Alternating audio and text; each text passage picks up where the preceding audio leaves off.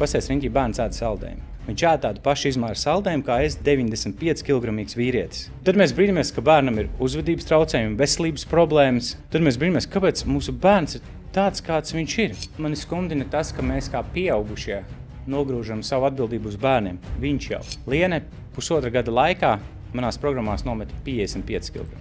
Negaida rītdienu, jo mēs nezinām, kas būs rītdien. Vienkārši sāc šodien. Šodien cilvēks aiz zīmola Andris Ļupka no S-Fitness. Čau, Kaspar. Čau. Andri, pasāsti mazliet par sevi un par savu zīmolu. Tad es esmu fitness treneris jau vairāk nekā 15 gadus. Esmu studējis sporta akadēmijā, skolotājs pēc vienas izglītības, treneris pēc otras, un pavisam nesen esmu iegūst maģistra grādu sporta un veselības zinātnē, kas arī saistās ar manu galveno fokusu manā darbības sfērā uz kopējo sabiedrības veselību. Tad es esmu izstrādājis online programmu, kuru es gribu ieviest katrā Latvijas ģimenī ar mērķi parādīt, ka veselīgs dzīvesveids ir normāli pašsaprotama lieta, un ka tas mums katram ir nepieciešams. Tā varētu būt tā kā S-Fitness misija? Tā varētu būt mana misija. Tā ir tā mana dziļākā misija, jo mums, manuprāt, katram cilvēkam ir kaut kādu dziļāku aicinājumu tam, ko mēs darām. Es nevaru darīt vienkārši darīšanas pēc, man vajag saredzēt to dziļāko jēgu, un šī dziļākā jēga, kas ar savu darbu var palīdzēt sabiedrībai, kas var atstāt kaut ko no sevi šajā pasaulē. Un tāpēc es esmu izveidojis šīs programmas, un es eju uz to, ka es sasniegšu katru Latvijas ģimeni, katru Latvijas māmu, katru Latvijas sievieti, parādījuši, cik šī veselīgā lieta ir forša, pieejama, izdarām, un viņi to nodos tālāk saviem bērniem. Un šis viss turpināsies. Tad mērķis ir sasniegt ģimeni, un ceļš ir caur māti. Jā, 100%, jo es uzskatu, ka ceļš uz veselīgu sabiedrību iet caur sievieti.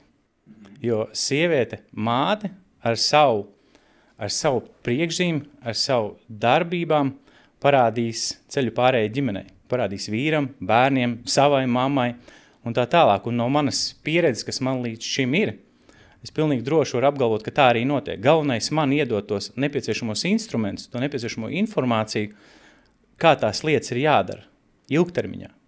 Tas neiet pretrunā ar piemēram, tādas sabiedrības uzskata to, ka ģimenes galva ir vīrietis, ka tomēr varbūt vairāk lēmumus ģimenē pieņem vīrietis, vai tev liekas, ka šajā gadījumā tā varētu nebūt? Ja mēs skatāmies šajā sakarā, es uzskatu, ka tā ir sieviete, jo sievietei vairāk rūp. Sievietei rūp, ko mēs ēdīsim, ko mēs liksim galdā, kāda būs mūsu bērnu fiziskā un psiholoģiskā attīstība. Tāpēc es koncentrējos tieši uz sievietēm, un man 99%, pat 99,9% man klienti ir sievietes. Ok, super. Tad sanāk tā, ka tu ne tikai māci fitnesu, tad būt veselīgam, bet arī par ēdienu. Tu pastāsti. Jā. Es cenšos iedot to pilno spektru, lai cilvēks apzinātos veselīgu dzīvesveidu, ko es saucu par normālu dzīvesveidu. Daudz to izceļ, ka tas kaut kas neiespējams un dārgs vai kā savādāk 5 stundas sporta zālē jāsvīst. Ka normāls dzīvesveids ir pieejams ikvienam, ka tas nav nekas ārkārtais, ka tas nav nekas dārgs, ka tās nav entās stundas tur sporta zālē, kā es teicu. Tas ir vienkārši rūpes par sevi un par saviem mīļajiem, par savu ģimeni, par saviem bērniem, par viņu nākotni. Tikko tu pieminēji, un arī sociālajos tīklos esmu redzējis, ka tu saki tā, ka veselīgs dzīvesveids ir normāls dzīvesveids. Kāpēc tavuprāt daudziem tas šķiet kaut kas tik sarežģīts? Manuprāt, tā lielākā problēma, ja mēs to varam nosaukt par problēmu, tas nenormālais informācijas apjoms. Nenormālais informācijas apjoms, kurā cilvēki apmaldās. Un ļoti daudz speciālisti, es atvainojos kolēģiem, bet ļoti daudz speciālisti pieiet šai lietai caur savu individuālo teorētisko zināšanu prizmu, un viņi ir ļoti šaura. Es turpretī skatos uz tādu lielu veselumu. Es skatos ļoti plašu sabiedrību kopumā.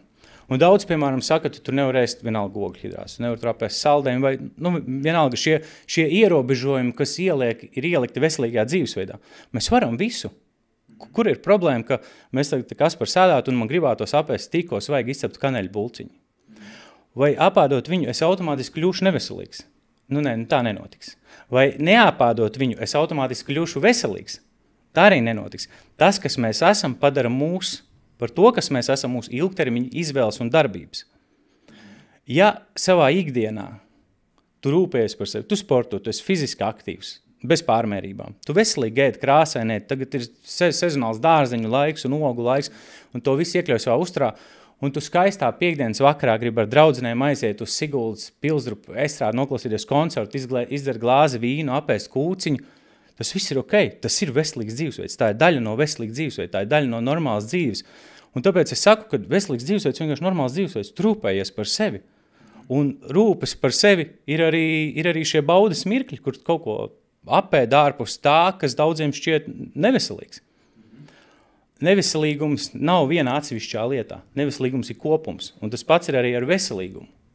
Un to es cenšos nodot saviem klientiem, saviem projektu dalībniekiem, iemācīt šo domu, ka mēs varam visu.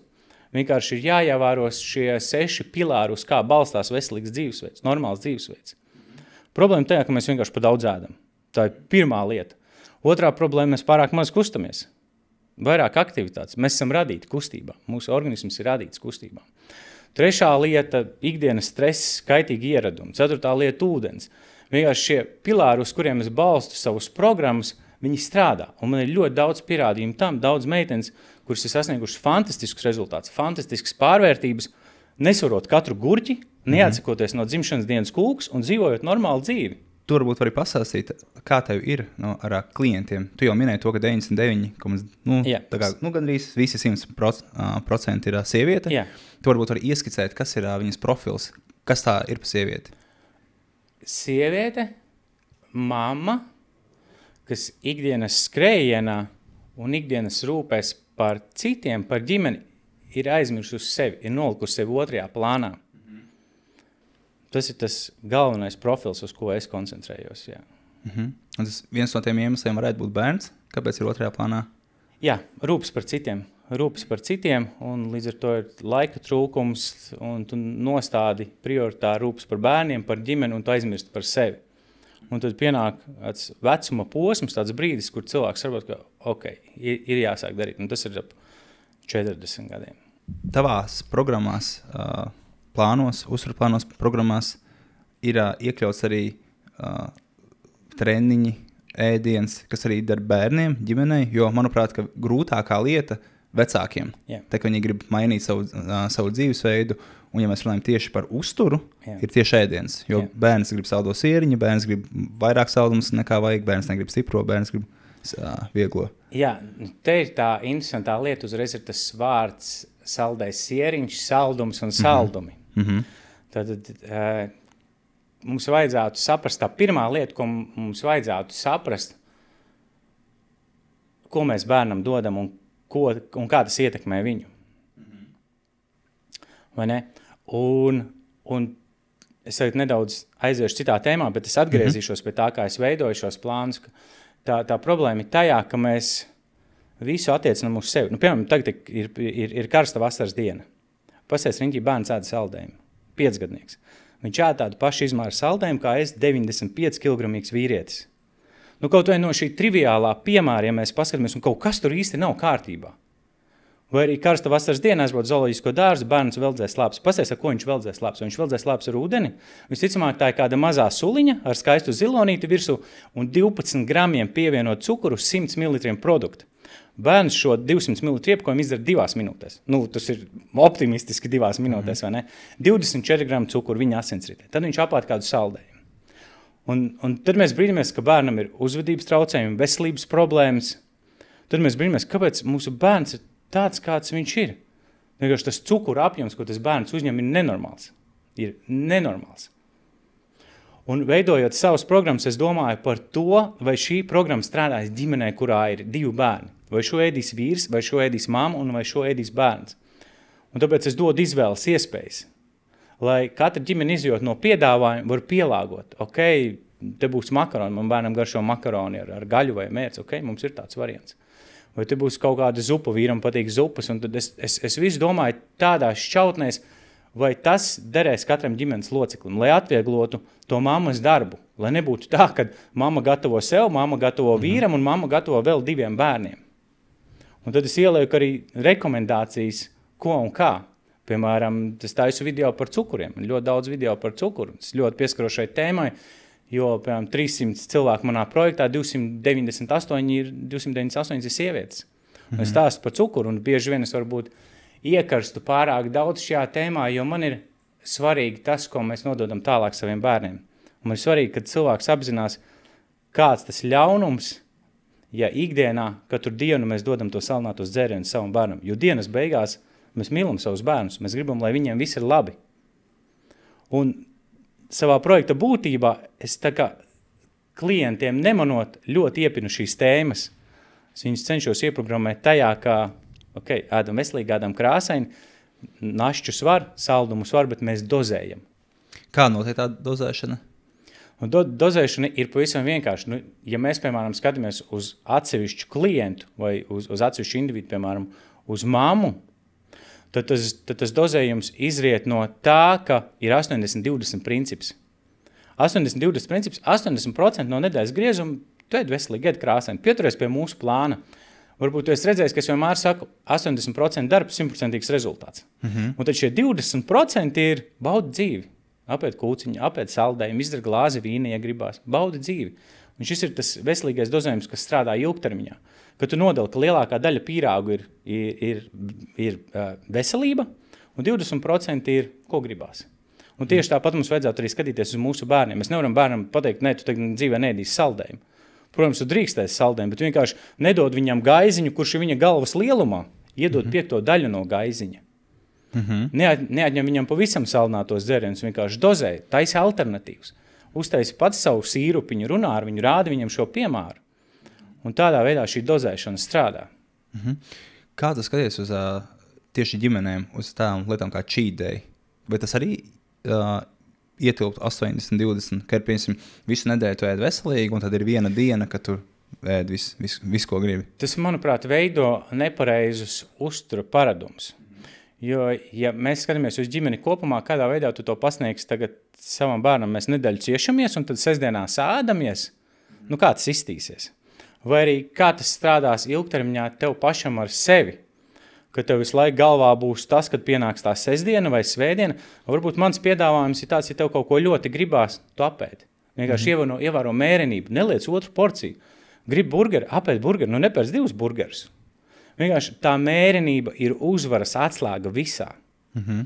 Un tas, ko es teicu sākumā, mēs vienkārši pārāk daudz ēdam. Tas ir viss noslēpums. Mērenība. Tad tu jebkurā nedēļas dienā varēsi apēst to, ko tu vēlies.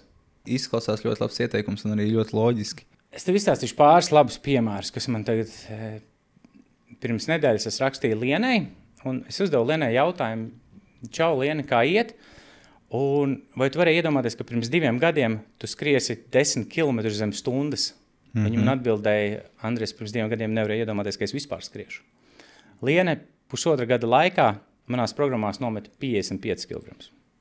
Tas ir viens no daudzajiem piemēriem. Bet tieši vienkārši tā pēdējā saraksta bija tik nesen, ka es atsaucos atmiņā uz Lieni. Viņa ir svinējusi svētkus. Viņa nav svērusi nevienu gurķi, bet viņa zina pamatprincipus. Kas ir olbaltumvielas, ko mēs liekam mutē, plus mīnus arī to kaloriju daudzumu. Piemēram, cik kalorijas ir karotē, ēdam karotē majonēzes. Bet vispārīgi, bet savā ikdienā viņa neko nesvar. Ir šķīvju princips un ir šie 6 pilāri, uz kuriem mēs balstu visu mūsu projektu darbību. Un kad krāsains, veselīgs uzturs, fiziskās aktivitātes un tas, ko jau es iepriekš minēju.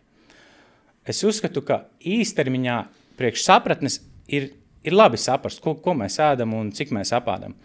Bet ja mēs skatāmies uz ilgtermiņu, uz sabiedrību kopumā, kas strādātu sabiedrībai, vajag dot instrumentus, kas nepadara dzīvi tik sarežģītu. Jo viss saka, tev tur jāsvar tas, jāsvar šitais, jāsvar tas un būs tā.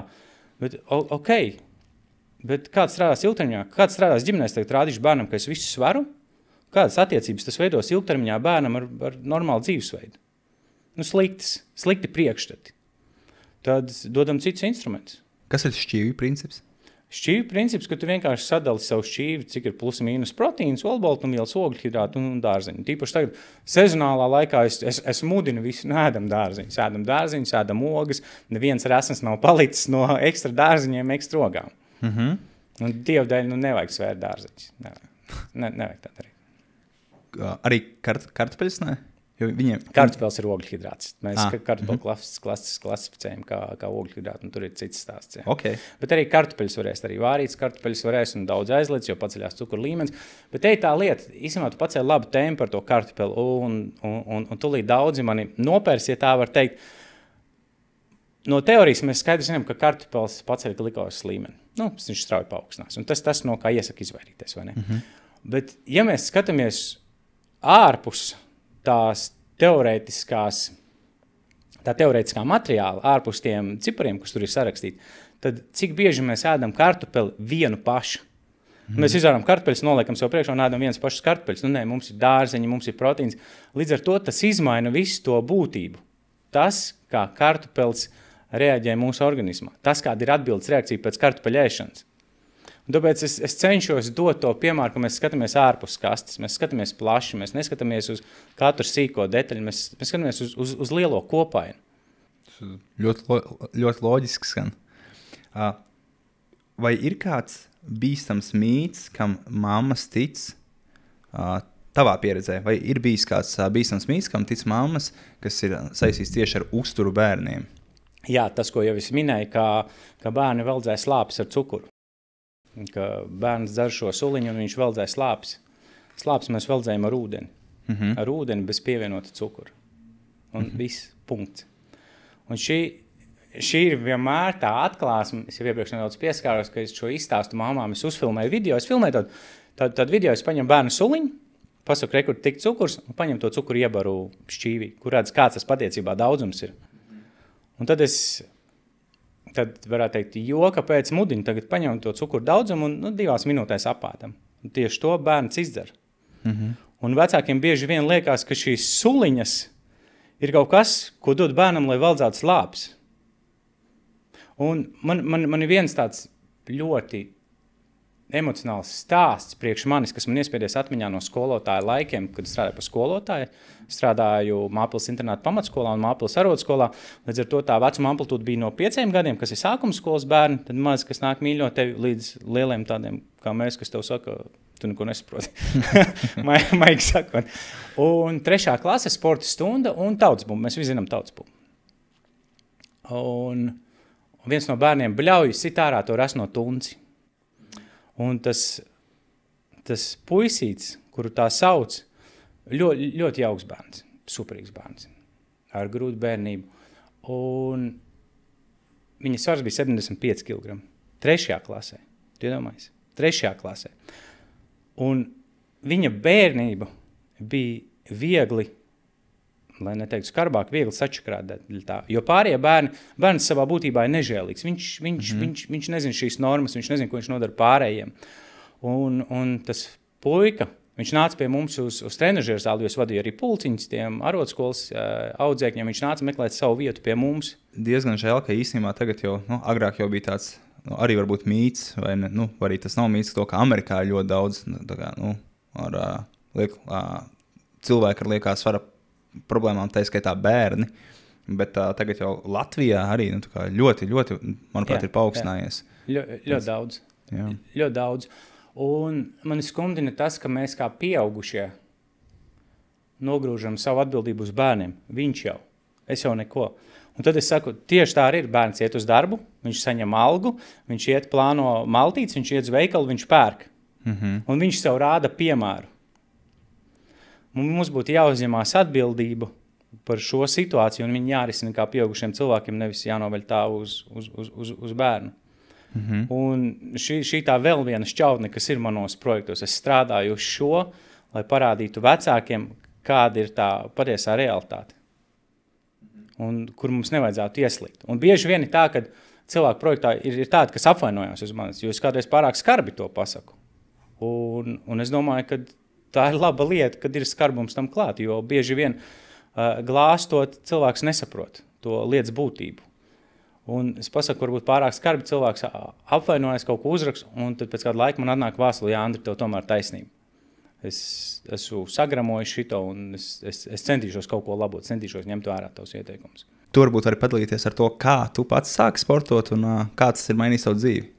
Jā, tas sākums bija, kā jau mēs runājam, es biju tāds problēma jaunietis, Un vienu vakaru sēžot mammas dzīvoklī, atnāca Janka uzpīpēt. Janka mums parādā bezalkoholisku aliņu par šito.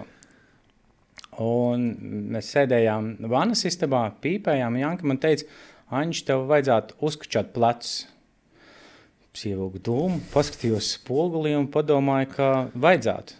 Tad domāju, ka dabūšu no mammas naudu, sākšu trenēties. Un ja mēs pārtinam tagad 18 gadus uz priekšu no tā lēmuma, šis ir bijis manas dzīves labākais lēmums.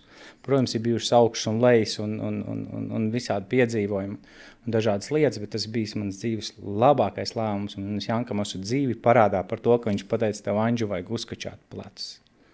Tā kā, jo šobrīd es dzīvoju savu labāko dzīvi ar lieliskiem cilvēkiem savu riņķī. Par skarumu tavos vārdos, izpētot tavus sociālos tīklus un arī, piemēram, reklāmas, kā tu komunicē, var redzēt to, ka tu īstenībā, vismaz tā pirmā komunikācija, ko es pieņemu, kas notiek ar tavu potenciālo klientu, tev ļoti labi izdodas runāt ar līdzjūtību. Un tā, ka, piemēram, tajā komunikācijā vispār nekādu skarbumu neredz. Un salīdzinot ar citiem, piemēram, fitnesa treneriem, ļoti daudz fitnesa treneri, vīrieši, sievietes, viņiem ir tieši, piemēram, mēs sēžam Facebookā, Instagramā, mēs redzam, ka ir tieši pretēji. Jā. Apmēram tur sāks tā, hei, beidz būt resns cūka, tev ir pilnīgi otrādi. Jā. Tā lieta, es esmu viens no visiem, es esmu tieši tās pats kā mans klients, man ir tādas pašas problēmas, tādas pašas vēlmes, es cīnos ar tieši tādām pašām lietām, vienkārši man nāk šī zināšanu bāze. Un es cenšos vienmēr uzklausīt, saprast un iedziļināties. Un tad, kad es iedziļināju saprast, varbūt tad iznāk arī skarbums, jo tajā brīdī jau es zinu, ko es varu atļauties, ko es nevaru. Bet es esmu viens no visiem, un man ļoti nepatīk šī augstprātība, kas ir daudzos speciālistos, ka viņi sevi redz augstāk. Piemēram, es nesaprotu neko no digitālā mārketinga, vai tāpēc es esmu sliktāks cilvēks, vai tāpēc tev būtu jābūt augstprātīgam pret mani, ka es neko nesaprotu no šī? Nē, mēs esam vienādi. Es esmu labs savā lietā, tu esi labs savā lietā, un mēs viens otru ļoti cienam. Un tā es arī cienu savus klientus. Es esmu viens no viņiem.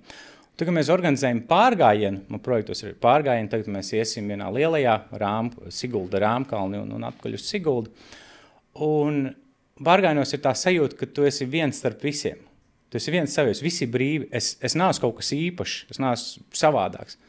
Mēs esam forša domu biedu grupiņa, kas iet foršā piedzīvojumā. Un tā es arī cenšos strādāt, un tāds arī esmu savā dziļākajā būtībā. Es esmu viens no visiem. Es esmu tieši tāds pats kā tu un tu. Super, tad jautājums, no kurienes tev ir šāda attieksme? Varbūt vari pastāstīt, ja tu vari pastāstīt par bērnību, kā tev ir, kā tu vispār nonāci līdz šim, un esot atšķirīgs no citiem?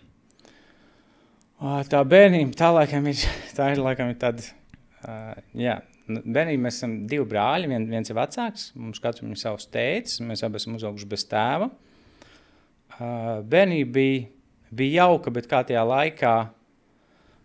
laikā pienākās, mums nebija naudas, līdz ar to brālis katru piekdienu šūma mans botas, lai man pirmie būtu ar ko iet uz skolu.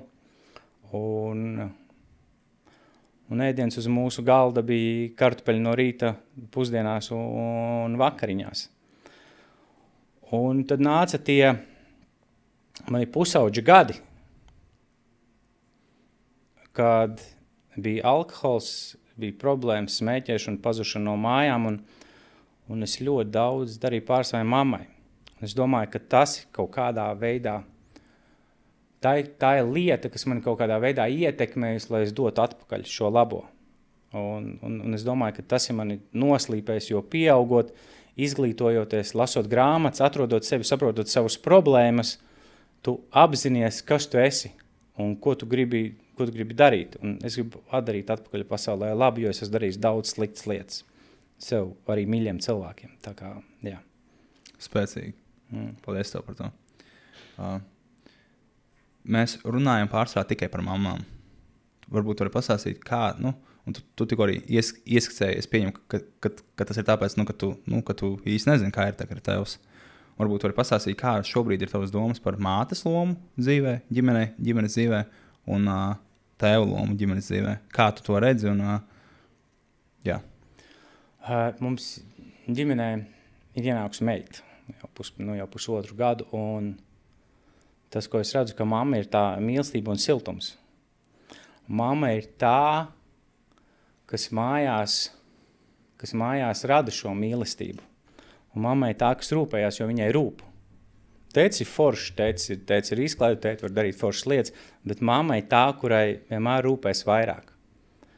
Un tāpēc es domāju, ka tā mātes loma ir īpaši svarīga. Un caur viņu es varu tikt tālāk iekšā ģimenē.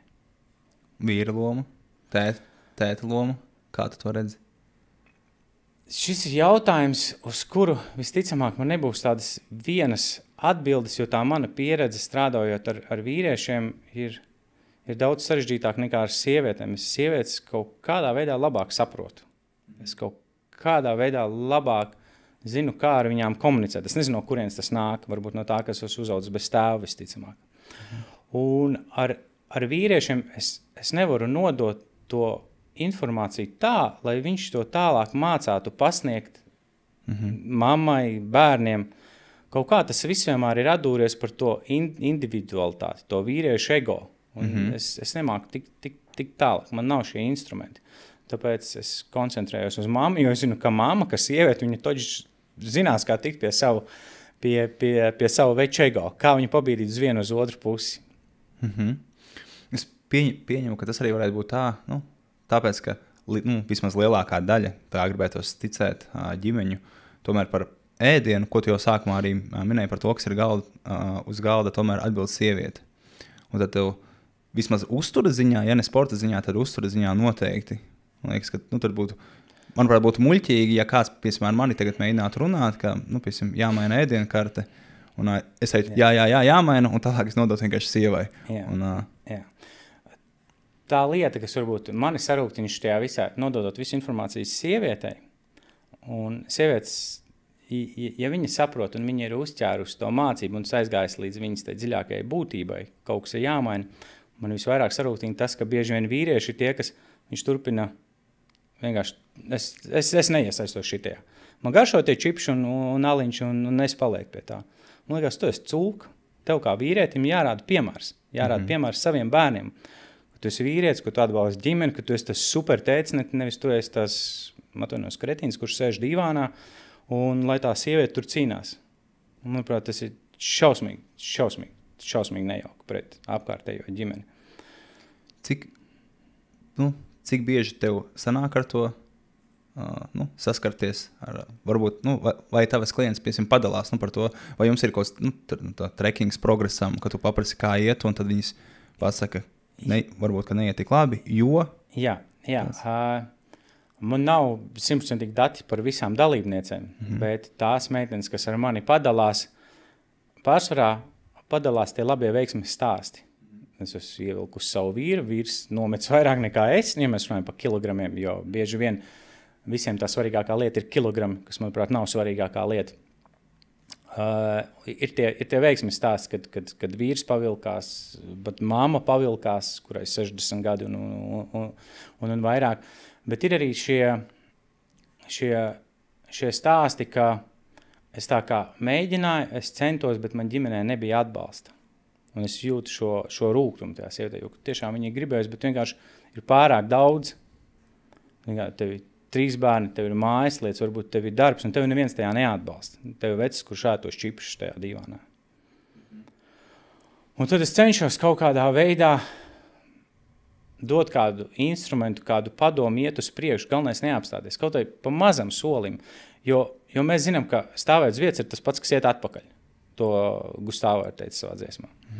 Un, ja mēs ejam pa kaut maziņam solītim, tas mazais solīts kaut kad pāraugs lielākā solī, lielākā un lielākā. Galvenais ir tas virziens uz priekšu, un es cenšos atbalstīt katru savu klientu, sievieti, lai mēs tiktu uz priekšu, neskatoties uz to situāciju, kāda ir radusies. Jo, kā es domāju, un kā es uzskatu, tāpat kā uzkārtoja procenti bankā. Sākumā nekā nav, pamazām tā bumba veļās, tas sniega bumbas efekts. Un tad, mēs nevaram izdarīt 90% no tā, kas ir jādara. Daram 10%, tas jau ir labāk nekā nekas. Un es gribu iedot šo mindset, ka kaut vai bišķiņ solīti pa solītim un es dodu to atbalstu, lai mēs tiekam uz priekšu. Lai cilvēks nepadodās, neapstājās. Un šim atbalstam būtu jānāk no ģimenes, no vīra. Mīļā, tu vari, ej uz priekšu, bet varbūt tāpēc es vīriešiem nestrādāju. es nemāku viņiem. Vai tu esi domājis par kādu instrumentu, kas varētu šajā palīdzēt? Tieši kaut kā varbūt vīrus uzrunāt vai... Jo man personīgi nekas nenāk galvā, kā tur, apmēram pāru konsultāciju. Hei, tagad mamma grib būt vesela un tu atbalsti, tur tu čipsus neēd vai ne tur aliņu leduskapī katru dienu vai... Es domāju, ka tajā jautājumā slēpjas kaut kas daudz dziļāks. Un tas ir jautājums jau citam speciālistam. Es tiešām tā domāju, jo es neredzu, kā es varētu palīdzēt. Es par to pat, godīgi sakot, neesmu tik daudz domājis, jo tā mana koncentrēšanās ir uz sievieti. Tev ir ļoti daudz atsauksmes. Gan bilžu atsauksmes, gan rakstiskās. Vai tev ir bijuši neapmierināti klienti? Jā, mans pēdējais tāds lielākais piedzīvojums, neapmierināti klienti ir vienmēr. Un ir vairākas daļas, kā es izšķiru šo neapmierinātību. Un tāds pēdējais lielākais piedzīvojums man ir bijis, ka mums mājās bija remonts, taisījām bērnistabu, un sēdēju pie kompis, kā izmainīta vide, viss izmainīts, es taisīju jaunus projektus tajā savā platformā, un man vajadzēja atbrīvot vietu serverī. Mēs nebijām pārgājuši jauno serveri, un es uzspiedu, skatos viens projekts, 300 cilvēku, nepaskatos viņa termiņus, izdzēsu. Pēkšņi sāk birt vēstules, Andri, čau, lūdzu, paskaties, kas notiek, man nav pieeja projektam. Iedomājies 300 sievietēm pēkšņi pazūd projekts. Un tad bija, cilvēki iedalījās divās daļās. Vieni, kas bija ļoti saprotoši, kas nāca pozitīvismu un cilvēcīgumu pie manis, Andri, kaut kas notic, un vieni, kuri mans projekts, es taču samaksāju. Jebkurā gadījumā tā problēma jārisina. Es uzrakstīju par to problēmu, jo mums ir Facebook grupa, kuras notiek visu komunikāciju un kuras izglītoja cilvēkus. Uzrakstīju, ka tāda problēma un mans piedāvājums ir šāds, ka es jums iedošu vēl 8 nedēļas uz priekšu. Viņi bija 5. nedēļā no 6. Līdz ar to 6 nedēļu projektu vietā viņi dabūja 13 nedēļas. Un tajā brīdī es nedomāju par finansiālo pusi, kā tas tagad atsauksies un tā tālāk. Es domāju par to, lai katrs mans klients ir apmierināts. Un lielākā daļa bija priecīga. Tie, kas rakstīja, es esmu samaksājis, un tie tāpat nebija priecīgi, bet visu tu nevar padarīt priecīgs, tu zini. Bet es izdarīju no sevis labāko, lai dotu atpakaļ savam klientam. Un vēl viena lieta, kas ir manā darbā, ko es ļoti novērtēju, ceru, ka to nostīsies daudz cilvēku, ir tas cilvēcīgums. Ja cilvēks pie manis nāk ar savu cilvēcīgumu, kā cilvēks par cilvēku, klausies, Andri, problēma, vai tā problēma ir manas vainas dēļ, vai vienalga kādas vainas dēļ, ja nāk ar cilvēcisku attieksmi, mēs atrisināsim jebkuru jautājumu, jebkuru problēmu. Nav tāds problēmas, ko mēs nevaram atrisināt. Ja cilvēks nāk ar negatīvu attieksmi, tad problēma tiks risināta, bet viņa netiks risināta tādā mērā, kā viņi tiek risināti tiem cilvēkiem, kas nāk pozitīvi. Jo pozitīvisms vairo pozitīvis, tu viņam grib palīdzēt, neatkarīgi no tā, kas ir noticis. Un tas, ko es esmu novērojis, bieži vien cilvēki izdomā problēmu, lai šī izdomātā problēma būtu attaisnojums nedarīt un padoties. Un tajā vainot mani, programmu vai kaut ko. Tad es redzu šo situāciju, es viņu nolasu, un es ļauju tam cilvēkam, ja tu negribi, tad nevajag. Nevajag cīnīties ar beidzirnavām vienkārši. Un tad es palieku pie tiem, kas grib. Man liekas ļoti pareizi. Jo, es domāju, jebkurš uzņēmējs pasaulē kādreiz dzīvē saskarās ar neapmierinātu klientu. Tāpēc ir ļoti labi tur arī pastāstīt, kā viņi iedalās un kā ar viņiem tikt galā. Bet varbūt arī tagad mazliet atgriežoties atpakaļ, pieskarāmies arī citiem treneriem par tavu domāšanu, par to, kā tu pasniedz savu pakalpojumu, kā citi pasniedz. Varbūt ir vēl kaut kādas lietas, kas tavuprāt tevi atšķir no citiem, ko tu vēl dari citādāk, kas tev palīdzēja sasniegt tādus rezultātus, kā arī tev tagad ir ar klientiem. Ir viena lieta. Ir viena lieta, es esmu diezgan liels vienpats. Ja, piemēram, tu man jautāt, Andri, iesaka kādu treneri, es nezinātu, ko tev ieteikt. Es ļoti koncentrējos uz to, ko daru es un kas es esmu. Es nezinu vispār, kas apkārt notiek. Bet reiz pa reizei, arī esmu cilvēks, kādreiz scrollojot Instagram vai ko, tu redzi šos ieteikumus no treneriem, piemēram, 3 bērnu māmiņai ieteikums. Celies 5 no rīta, veic elpošanas vingrinājumus, 6 tev ir joga, 7 pabaro bērnus un ej uz sportzāli 5 reizes nedēļā. Man liekas, vienkārši izrauc no realitātes, kaut kāds absolūts sviests. Es cenšos skatīties uz to uz reālo pasauli, uz to, kā reāli notiek lietas. Un es cenšos iedziļināties un izprast. Un tad es skatos uz to sabiedrības daļu, uz kuru es strādāju, es izvērtēju finansiālo stāvokli, iespējas, un tad attiecīgi tam pielāgoju instrumentus, nevis dodu tos instrumentus, kas strādā man. Okay, ir mammas ar 3 bērniem, kas var darīt lietas, bet lielākais vairums ir 3 bērni, tas paņem no mammas ritīgi. Un tad dodam tos instrumentus, kas strādās. Un es domāju, ka tā ir tā atšķirība, ka es iedziļinos savos klientos, es iedziļinos cilvēkos un reālajā dzīvē. Tas atslēgas vārdi būtu reālā dzīve, tā, uz ko es skatos reālās iespējas. Tad, ja tev plāni nav saštancēti, jau visi gatavi, tā kā viela nav. Nē, es taisu katreiz pa jaunu. Un es pilnveidoju, un tā programmētāji strādājam, daudz jaunas features liekam iekšā, izjūt no klienta atsauksmēm, kad kādam grūti ir dzert ūdeni. Es saku, Andri, mums vajag uzprogrammēt ūdens rīku, ka klients var atzīmēt, ko viņš izdzer, un tad viņam rādās līknes, kā viņam ir gājis, lai motivētu viņu dzert ūdeni. Es laiku pielāgojos tam savam klientam, lai viņam būtu labāk. Primāri vienmēr man ir priekšā klients, un tad esmu es. Cik dienas nedēļā tu strādā? Es tieši uzfilmēju vienu video svētdienu, kā svētdienās es vairs neatbildu. Yeah? Jā, man ir tāds perfekcionisms, ka es gribu atbildēt uzreiz un tūlīt, ka man gribās, lai tas klients saņemtu atbildi, bet 10 vakarā nav vērts atbildēt par to, vai olē ir jāizcep cieta vai pusmīgs. Nekas nenotiks, ja tā atbildi pagaidīs līdz rītam. Tu uzķer to domu. Jā. Tā kā es cenšos tagad sevi nodalīt no tā, kad nedaudz tikt vaļā no tā, ka es visiem vajag visas atbildes uzreiz, neatkarīgi no tā, vai 12 naktī, vai 6 no rīta, vai tā ir svētdiena. Tieši uzfilmēju video par šo tēmu, kad svētdienā bez telefona rokās praktiski neņemu. Es vienkārši nerisinu šos jautājumus svētdienā. Tātad 6 dienas nedēļā es strādāju. Kas tev lika mainīt šo visu no 7 uz 6 dienām? Vai ir kāds sakars ar ģimenes pieaugumu? Jā. Jā, meita pamainīja absolūti visu, arī manu domāšanu uzņēmēju darbībā, kā es redzu lietas, kā es funkcionēju, kā es attīstu šo visu. Meita ir izmainījusi absolūti visu. Piemēram, es zinu, ka daudziem ir tas mindsets, ka jāmoc pedāls grīdā. Ja tu gribi kaut ko sasniegt, jāmoc pedāls grīdā, un tur nav citu variantu. Un tad es pie sevis domāju, pavisam vienkārši. Tas laiks, kur es pavadīšu maucot, tiks atņemts manai meitai. Kas man ir svarīgāk? Lai mani meita atcerās, ka es viņai esmu pircis daudz dāvanas, mantas, vai es esmu bijis teicis, kurš vienmēr blakus. Un tad es cenšos atrast to balansu. Es nevaru stāvēt uz vietas, jo tad tu grimsti, un es negribu skriet. Tad es sev uzstādīju savus mērķus, un es eju uz tiem, kas iet saskaņā kopā ar maniem dzīves pamatprincipiem, ar manu ticību, un tas nekādā veidā neatstāja negatīvas sekas uz manu ģimeni, uz manu meitu. Tā ir mana prioritāte, numur 1 domājot par visu.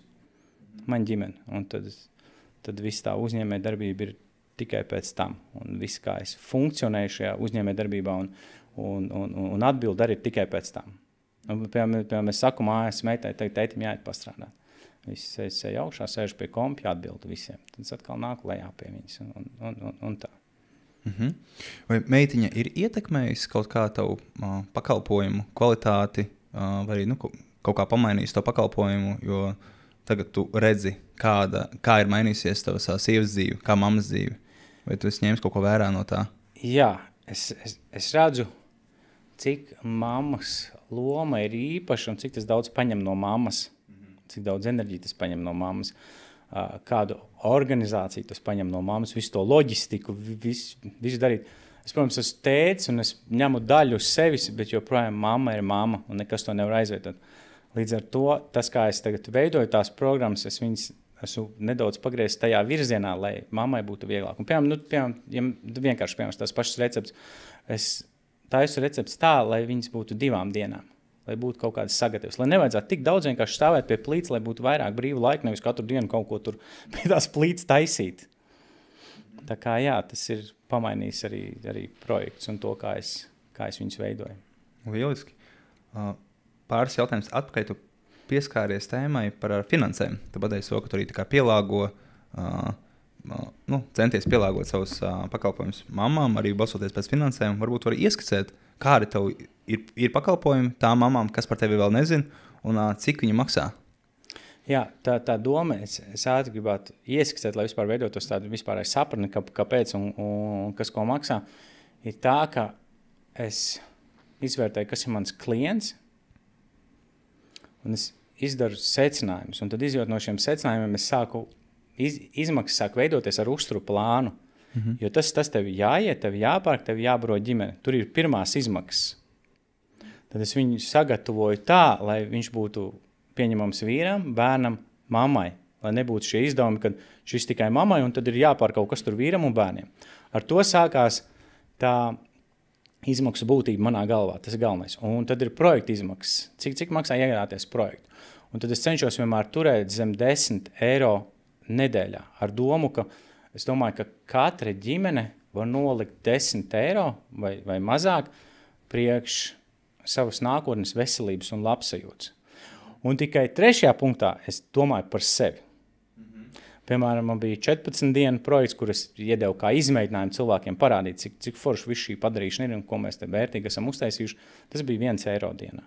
Tas ir lētākā tasē tējas, manuprāt. Vai ne? Un tad tagad būs man lielais 8 nedēļu projekts, tur ir daudz lielāks darbs ieguldīts, bet joprojām es viņu turu zem 10 eiro nedēļā. Tad tāda man tā doma, lai tas būtu pieejams tai lielajai sabiedrībai, jo mans mērķis ir ieviest veselīgu dzīvesveidu katrā Latvijas ģimenē, padarīt to pa normu, padarīt to par kaut ko ļoti pieejamu. Nevis kaut ko, kas pienākās tikai tām mamām, kas 5 no rīta taisa elpošanas vingrinājumus, zīda halātā. Tev, tavi nozares pārstāvi nerakstat, nedraud tev par to, ka tu dempingo? Es neskatos viņiem, es tā kā pat nezinu. Es nezinu viņu cenas. Es pilnīgi godīgi varu teikt, ka es nekad neesmu skatījies, ko dara kāds cits. Es neesmu pircis kāda cita programmu vai projektu, lai kaut ko tur saprastu un izjūgtu. Es pat nezinu, kādas ir izmaksas citu riņķī. Es koncentrējos uz to savu lielāko sabiedrības daļu, uz to normālo ģimeni, kurai ir bērni, kurai ir darbs, kur ir no 8 līdz 5 projām, es koncentrējos uz šiem cilvēkiem. Super. Kā tu redzi nākotni savam zīmolam? Cik es saprotu, šobrīd tas ir tā kā viens galvenais darītājs, ja? Tev ir palīgs, kurš programmētājs? Ir tā, ka es esmu galvenais cilvēks, tad man ir 2 algot darbinieki, tad man ir programmētājs, tad man esat jūs. Tas nav tā, ka es esmu viens. Es viens to nekad dzīvē vairs nevarētu izdarīt pie šī apjoma, ko es daru. Bet tas, pie kā mēs šobrīd jau strādājam, ka mēs šo visu ar manu programmētāju, mēs šo pārtaisam aplikācijā. Šī būtu tāda universāla dzīvesveida aplikācija, kas ir katrai mammas telefonā kā ceļvedis uz veselīgu dzīvesveidu un kā piemērs, ko viņa var rādīt saviem bērniem. Tas, uz ko mēs tagad ejam, tāds tuvākais mērķis, ko es gribu sasniegt šogad. Tu zini, apmēram, cik jau tev ir bijuši klienti? Es kādreiz skaitīs. Man ir pilni 8 projektu gadi. 8 gadi. 8 gadi. Pats pirmais projekts, ko mēs vispār sākām, tas bija pirmais Latvijā, tas bija Cēsu alu. Sadarbībā Cēsu alu ienāca Latvijā tāds produkts Protein Performance. Tas bija tāds proteīna dzēriens 2016. gadā. Tas bija mans tāds pirmais projekts, ko mēs veidojām ar Cēsu alu. Sadarbību, un tad 18. gadā, 17. gada beigās, es sāku veidot pats savus projektus, šos projektus. Es nezinu, ļoti daudz. Jo tev ir ļoti daudz atsauksmes mājaslapā, un es vienkārši domāju, cik, tā kā... Ļoti daudz. Jā. Man ir tā, ka Es neuzskatu sev par paigo influenceru vai kā savādāk, bet aizbraucot uz jebkuru vietu Latvijā, man nāk kāds pretī un smaida.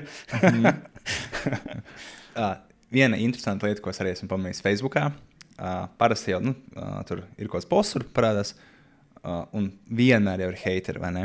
Tev ir kaut kāds haters ieraksta, un tas ir pirmais fitnesa treneris. Tevi var saukt par fitnesa treneri vai uzsvaru treneri?